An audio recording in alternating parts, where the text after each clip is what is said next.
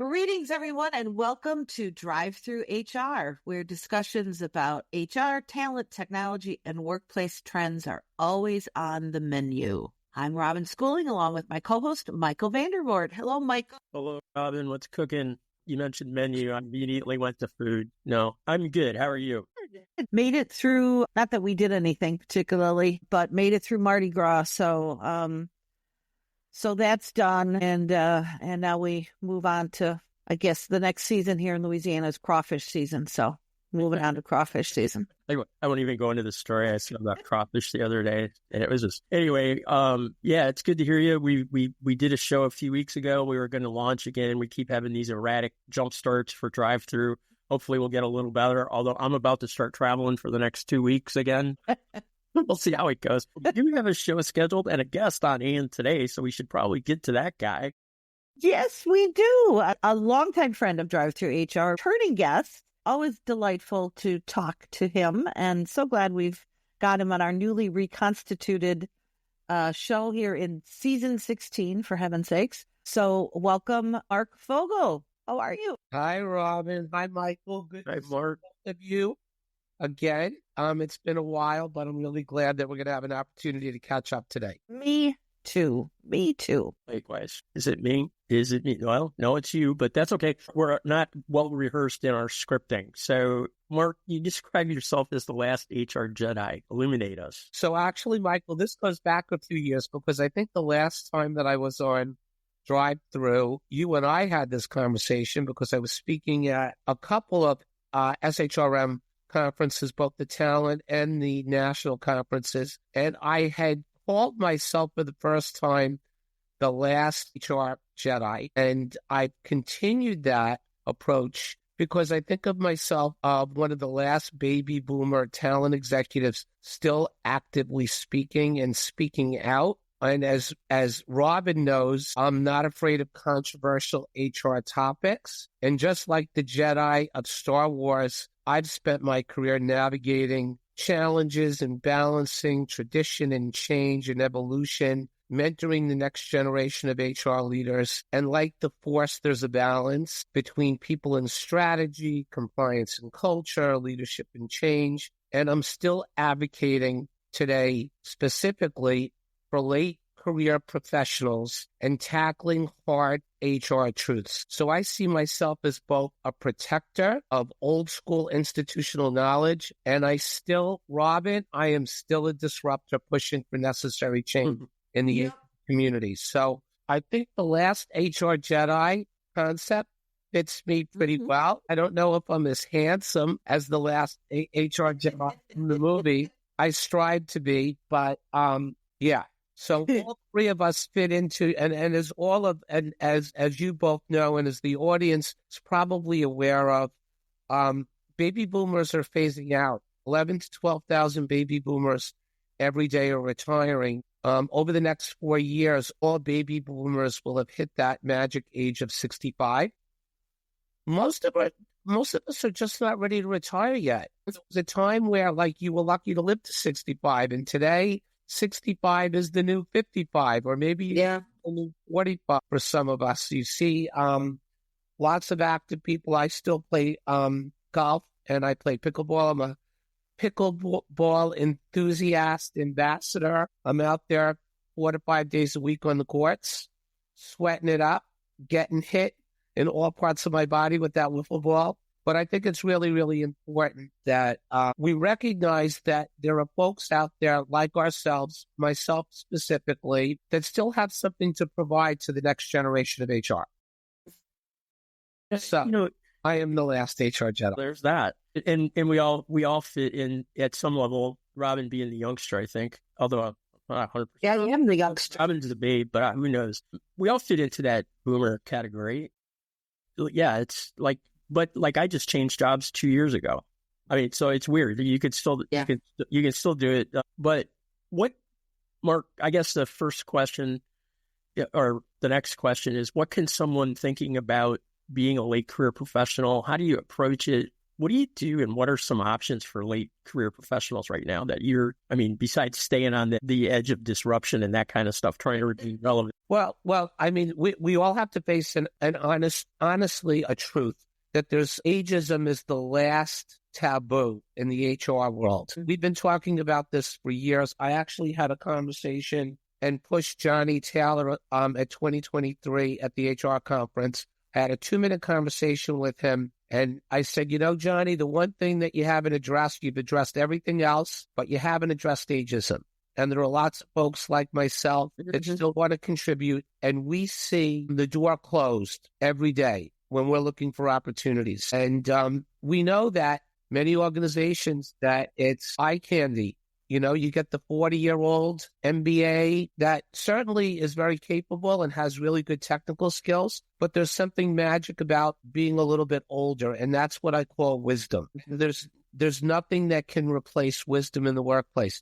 And as it relates to what do you do, I think that over the last 6 or 7 years, we've seen this move across all age groups to fractional work, to gig work, the gig economy. Yeah. And I could say that I've gone through moving from being that chief HR officer, I had a couple of multinationals and having those experiences leading HR functions, to consulting and teaching grad school and teaching the HR certification. And I became a master of gigs. So instead of having one job, I currently have 3 jobs. I work daytime. I work part-time as a management consultant. Sometimes I feel like I work full-time because fortunately I have a fairly good backlog of work and projects that I'm working on. And then I teach 2 nights a week grad school, and I teach 2 nights a week for SHRM. So when you cobble it all together, I still have a non-traditional career. So when you say to me, when Michael and Robin, when you ask me if you're somebody who's later career and you're challenged with maybe you're in an under capable job, a job that you are more than capable of doing, right? Like you're in a job and you've taken it because you need to take it, or maybe you've been displaced, and there's a lot of displacement. Obviously, what's going on in the federal government right now. That's a conversation for another Drive Thru HR. Yeah. Okay. But, when you're faced with these challenges, something that I can share with others is take your skills and figure out how you can bundle it into gig work and start there. Start with doing some consulting. Start with some part-time work.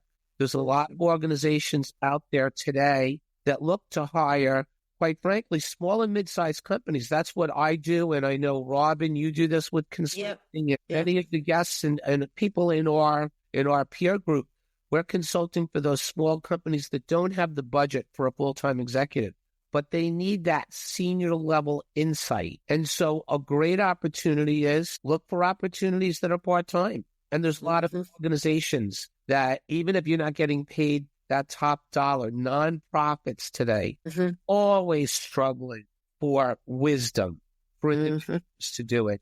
And even if you have to start by volunteering. Yep. Now, one of the challenges to this is that skill sets have changed. And when I teach grad school today, one of the conversations I had this last night with students is that it's become less important what you know and more important if you know how to find the information. And that also translates to the workforce because where myself included, I might look and say, well, I have this vast bucket of knowledge. I know all these things. I've had all these experiences, right? But the world's changed. And you don't want to be that person that people point to and go, yeah, he's the old dude. He's still living in the 1980s. He hasn't grown up. Artificial intelligence is doing a lot. And by the way, for senior folks, if you're not already doing it now, embracing artificial intelligence in every aspect of what you do is really, really important. Not that the data is always credible, because it's not. We know all the glitches with ChatGPT and Copilot and all the other sites that people are on.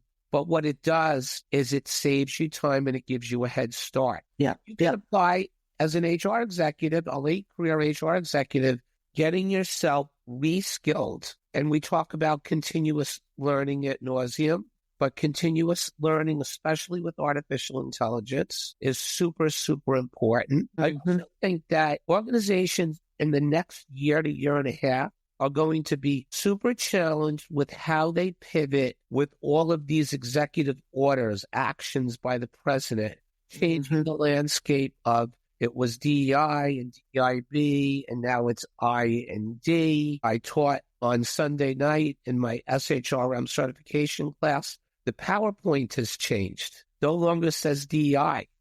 It's inclusion and diversity, right? So, and how do you, I know folks have been talking about this for months, but I think that less experienced individuals don't really know how to lead with inclusion. And folks who are late career have an opportunity to lead with it, teach others, because one of the things that wisdom brings to the table is that we're not only knowledgeable, we have all this institutional knowledge and work knowledge. Okay. Many of us are great at imparting knowledge on others. I can tell you, I'm just going to go back and tell you a side story. So Robin and I did a project back in 2015 in New York. Yeah. Robin and Laurie Rudiman came to New York, and she worked with my HR team, and they did a whole day program on training and development, train the trainers for HR folks, right? Yeah. And what's the first thing that everyone focuses on recruitment, but they don't focus on learning and development. They don't focus on skills. They don't focus on training. What's the one thing that a senior, a last HR Jedi can bring to the table? It's translating that wisdom into action through learning. So if you're out there and you're listening to me and you're struggling with what are some of those gig opportunities, one great area, we tend to focus on talent, but I would focus more on learning and development because I think it's underserved. You know, the side hustle thing, we used to joke about side hustles, but now it's part of the lexicon. Yes. Yep. You know, Robin, do you want to add to that? You want to jump in a little bit on that? And first I want to go back to what you said about learning and development, because I think, which ties so tightly as well to your comments about AI and understanding that, because there's this thought within the HR profession, I would say, well, you know, the AI, a lot of the AI tools and technologies that initially came out in terms of how it's incorporated in the world of HR tech, well, that's all recruiting. I don't really do recruiting, so I'm really not paying attention to that. But you know what? The next great place for AI has quickly moved into is around learning and development and helping, you know, again, through work tech, through HR technology, helping employees plan their own development and using artificial intelligence to help people kind of build their career journey and that sort of thing. So it does go right back to your kind of ties those two things together. You know, think about learning and development as sort of that late career HR professional, but that also becomes a place where you also familiarize yourself, kind of take a deep dive in how AI can enhance that for yourself as well as for anybody that you're kind of imparting wisdom on. Because I think that I like that piece of, you know, a lot of what we have to offer when we've been around for a while. It's the wisdom. It's the, oh yes, I've dealt with that before, or I've experienced that sort of issue or worked for that sort of organization. But there's value comes from, yes, maybe I did that before, but I also simultaneously realized that was 30 years ago and the world has changed, and here's how we handle that now. So that's where the staying current, I think, becomes important. So that's certainly on the people side, and some good thoughts for if I'm that professional. But what if I'm the organization? How can this new way of thinking about utilizing, you know, later career experts in the workplace, how should organizations adjust? What should companies, HR teams, executives consider from their side of this equation? You know, because that's kind of upending how things have always been done. Definitely is upending. One of the ways to look at it is, you know, we think of organizations in traditional org charts. You have a CFO, you have a CHRO or a VP of HR, et cetera. You have 5 or 6 senior level or C-suite executives, okay? And what we see now is that work gets done differently. It doesn't get done in a traditional org chart. It gets done in projects. And project teams assemble and disassemble regularly. And as an example, in the work that I do in management consulting, I'm working on 4 separate work streams right now, 4 separate projects with 4 separate teams. And I'm the HR person that is commingled with a finance person and a digital person on these teams. So now let's think about when you ask the question, how should organizations think about this differently? Organizations have to stop thinking about traditional roles where you're going to do the same things week in and week out, and there's a calendar and a cycle. Those things won't go away. You're going to do your open enrollment once a year. You're going to do your performance reviews once or twice a year, etc. But what organizations need to be is nimble. They need to be flexible. They need to be agile. And when you have executives such as ourselves that can go in and they can work on a project that lasts, my projects typically last between 5 to 6 weeks to as long as 9 to 10 weeks. And they might not involve working 40 hours a week, right? Yeah. Because there's a lot of hurry up, wait, and you're waiting on your clients, and you do a piece and then you do another piece, right? So my project might be 60 or 65 hours in total over 6 or 7 weeks, spread out. 1 week, I was in Alameda, California. I was in Oakland last week for 2.5 days.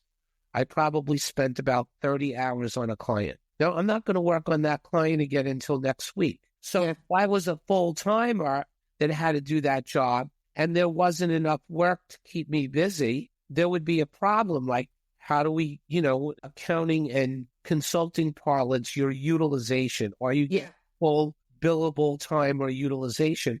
Well, the same thing applies to any work environment, that we have to stop thinking about traditional org charts, and we have to start thinking about individuals that can come in, whether it be HR, and it doesn't have to be just HR. It can be finance, it could be technology, it can be big one is marketing, right? We're going to launch a new product. Do I need a full-time marketing person, or do I need a person who can get us launched and then step away and move on to another project? So we have to change our mindset. And when I say we, organizations, not Michael and you and I, Robin, but organizations need to look at how work gets done differently. And by the way, many are. So this is not going to be a learning curve for everyone out there in the marketplace. In fact, it really I'm going to go back to small, mid-sized companies, nonprofits. Nonprofits don't always they want a senior level executive, but maybe they have 50 or 75 employees, and maybe they have one person doing HR, doing all the transactional work. They need all the strategic stuff, right? Dealing with the board of directors and dealing with 2 or 3 senior people and the things that come up.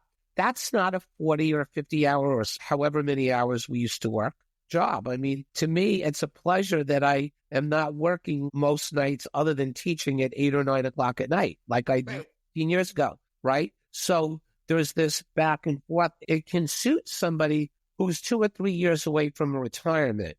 They can continue to work and continue to do things. So I think that the change is, in a sense, being agile and accommodating to a changing world. I read an article a few weeks ago, and I think it was in the Wall Street Journal, talking about the average lifespan of a Fortune 500 company that used to be, I think it was like 60 years. And now they're saying it's less than 20. Be it bought and sold.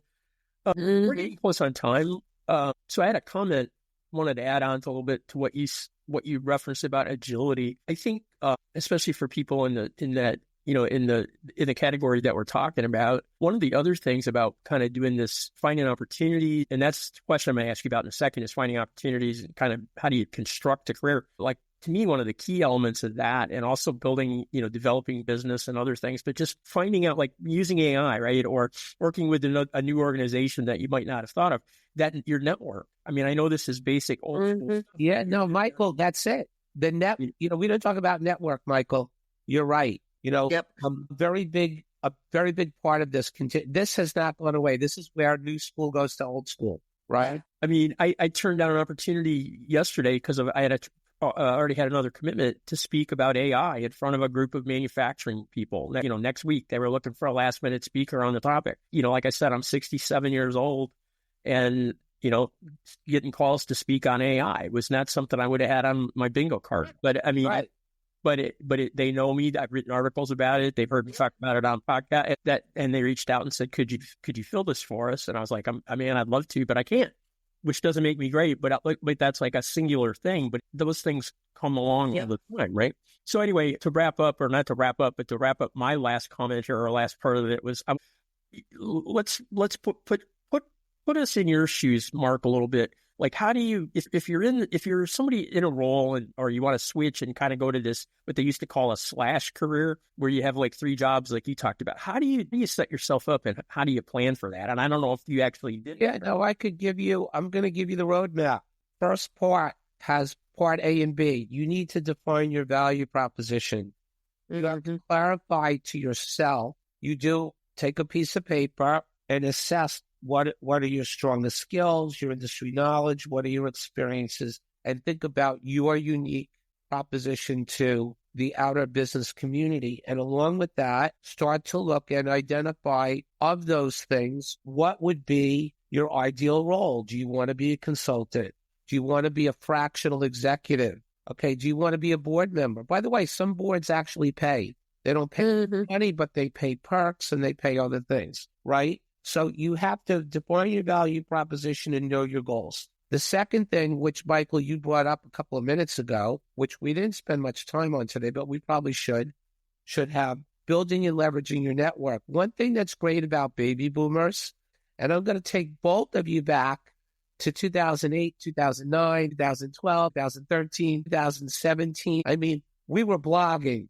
We were out there. We were doing this all before anybody knew that you were supposed. Now everybody does it. Right. I think blogging jumped the shark a few years ago. Yes. About that a few years ago. And now it's podcasts and other mediums. Okay. But the one thing that we do really well is we know how to network. And, there's a lost generation of the younger generation due to COVID is they're very uncomfortable. They haven't built the skill sets of interacting on a face-to-face level. So reconnect with industry contacts, engage on LinkedIn or other sites where you have people, your industry groups, even going back to conferences. And then the last part of this is you put this together by now you go out there and you explore those different opportunities, whether it's fractional, whether it's interim, whether it's consulting, whether it's nonprofit. You can, and you know what? You have to go back old school too.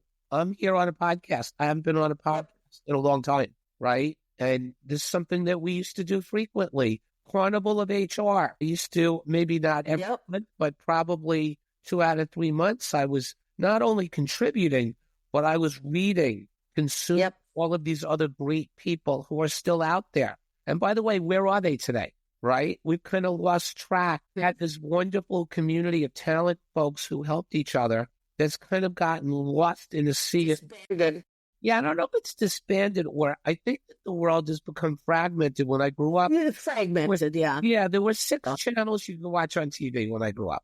Yep. Now you could consume it any way you want, on cable, on streaming, YouTube, however you want to. And I think we live in this fragmented world, and that goes back to really defining your own value proposition. What is it? It's not, there are lots of things you can do. Zero in on the 1 or 2 that you want to do, and then go out there and do it. And by the way, the workforce, we don't talk about the fact that there's going to be a shortage of workers in a couple of years in a lot of industries, and we fill that void. We can continue to fill that void, and it's not working 15 hours a week in McDonald's or as a Walmart greeter either.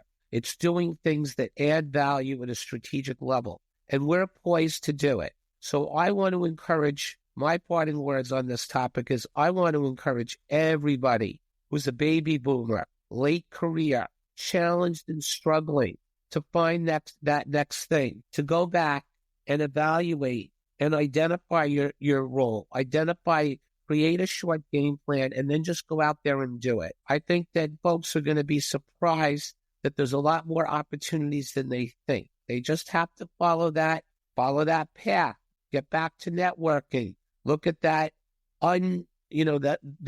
nobody's getting a response to a LinkedIn job post anymore. Get 1,000 resumes. You don't even get an acknowledgement that you sent a resume. Leverage your network. I bet you'll find if you start getting yourself out there, that you're going to find that there's opportunities that are awaiting. And I want to encourage everyone, and I want to help everybody. So I'll be speaking at SHRM Talent at the end of the month on March 26th. I'm going to be talking about late career professionals and what the opportunities are, and a little bit about what we talked about today in Asheville. I hope to see you. And if you're not, I hope to see you somewhere, somehow in the coming weeks and months. You can find me on LinkedIn. I'm very receptive to it. Not a big Twitter person anymore. Has a little to do with my political viewpoints of the CEO of Twitter. So yes, I'm at #HC3. So I'm still out there, but I think LinkedIn's the best way to find me and connect with me. And I love to chit chat. Robin knows I can go over the top of it. I love to chit chat with folks, but I'm always willing to help. And that's the key, is that you have to move forward. You have to help others. You're going to need their help. But until then, we should be doing the same for other people. Yep. To be helping our peers. For being on Drive Thru, Mark. Yeah, thank you so much. And for folks that are making it to Nashville in a couple of weeks, definitely go to Mark's session, or at the very least, find him in the hallway and have that conversation. Yeah, lounge. That's right. That's right. Great. Well, thanks everybody for listening to Drive Thru HR, and we are out of here. Thanks. Thank you, everybody. Bye.